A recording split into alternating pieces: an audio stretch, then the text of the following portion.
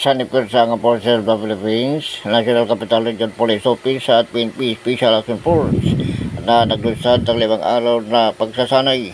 Ito'y para palakasin umano ang interoperability ng militar at pulisya sa pagpapanatili ng kapayapaan, seguridad, gayon din ng kahandaan sa panahon umano ng crisis.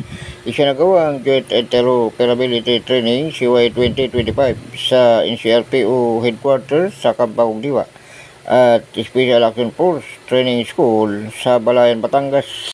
Dito kapoy nasa ng militar at pulisya ang kanilang kakayahan at kasanayan sa iba't ibang larangan gaya ng combat readiness and interagency coordination, advanced marksmanship, close quarter battle, military operation and urban terrain, gayon din ang mission planning at live fire exercise na nakadisenyo umano sa isang makatotohanang senaryo. Ako si Edwin Moreno sa Kalawit News, una ka sa balita.